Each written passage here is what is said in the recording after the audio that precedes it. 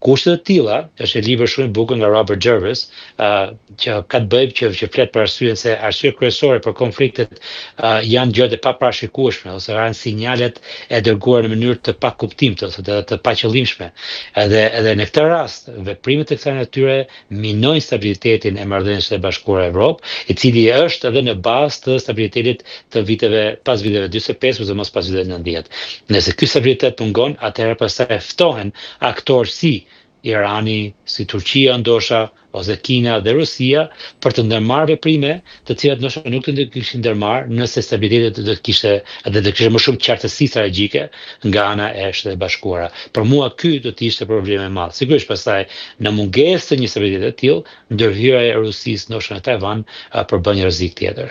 Po mos them pastaj një ndërhyrje të mundshme në Iran, ku Shteti Bashkuar mund të përshkallëzojnë konfliktin e gjithë rajonin. Pra, ka një seri mënyrash se si ky rregull ndërkombëtar dhe ky stabilitet ndërkombëtar që ne kemi gëzuar do të thonë për 30 vite, mund të shpërbëhet brenda muajve të ardhshëm.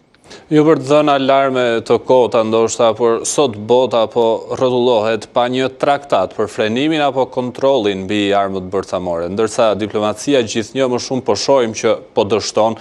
Aktorët po mbështeten tek e vjetra, fuqia ushtarake. Çfarë po ndodh, zoti Mema? Ku po shkojmë në këtë drejtim të paktën? Jo, në lidhje me armën bërthamore, në fakt është një pyetje dhe zhvillim shqetësues do të thoja unë, por nga ana tjetër unë jam pak më sanguin në lidhje me këtë. Arsye për këtë është sepse së pari nuk është se kemi një traktat kundër përdorimit të armëve bërthamore, dhe kemi mjaftueshëm tashmë fatkeqësisht në duart e amerikanëve, të rusëve, kinezëve dhe të tjerë që për ta bërë këtë botë 1 milion herë.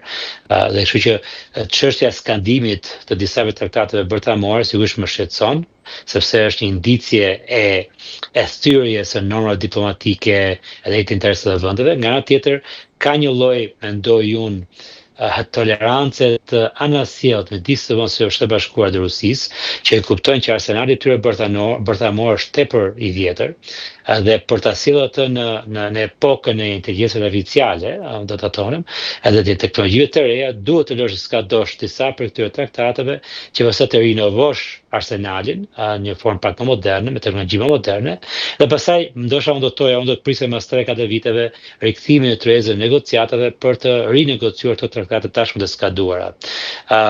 Dhe këtë mendoj, kjo do të ndodh, nuk është i vetmi ky traktat, janë një seri traktatesh të lidhura me armë bërthamore që tashmë kanë skaduar, ka filluar që para 20 vitesh në fakt me administratën e zotit Bush Jr, që në fakt që atëherë deri sot ka kaluar zoti Obama, ka qenë zoti Biden, ka qenë zoti Trump, edhe shteti amerikan si ruse nuk është si ka interesuar rinovimit të traktateve, për hir të asaj që thash më parë, interesimi i modernizimit të arsenalit bërthamor të secilit shtet.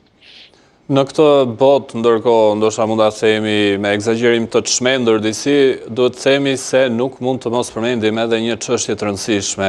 Bisedimet SBA-Iran për programin bërthamor të Teheranit u raportua së fundmi që të shtënat e para erdhën ushtria amerikane rrëzoi në lindjen e mesme një dron iranian që po i afrohej. A janë këto shkëndijët e para afër një fuqie baruti që mund të djegë shumë ndoshta? Jo, nuk besoj, sigurisht gjëra të tilla gjithmonë mund të shkaktojnë, se thash më parë një përshkallëzim të konfliktit, por nuk mendoj që kjo do të shojë në përshkallëzim të konfliktit. Kjo ka ndodhur edhe herë të kaluara, kur për shembull Shtetet Bashkuara të kaluara kanë dërguar një dron inteligjence, pra për të marrë informacion zbulimi mbi Iranin, dhe pastaj forcat iraniane e sulmuan atë dron, dhe Shtetet Bashkuara ishin gati për ta sulmuar Iranin për shkak të saj, por zoti Trump u tërhoq në momentin e fundit sepse nuk donte të përshkallëzonte konfliktin.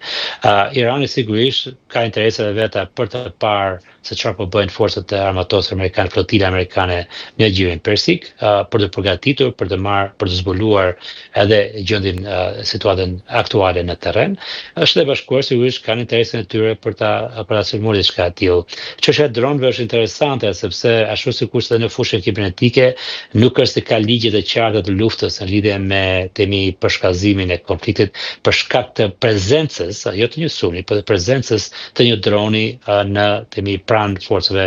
Sidomos me aq sa unë ka kuptuar, ky dron nuk ishte armatosur, ishte më shumë edhe përsëri për të zbuluar nga ana e iranianëve se çfarë po ndodhte pranë territorit të tyre.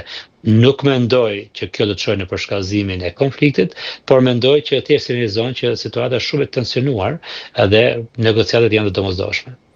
E qartë, zoti Vema, të falenderoj shumë për gjithçka që ndave ne në programin Rreth e Qark, për analizën tuaj është gjithmonë e mirëpritur dhe mjaft interesante, do ta themi, për gjitha këto zhvillime gjeopolitike që po ndodhin, që nuk janë as pak të mira, por shpresojmë për një paqe të plotë paktën. Të falenderoj. Faleminderit. Mirë, do të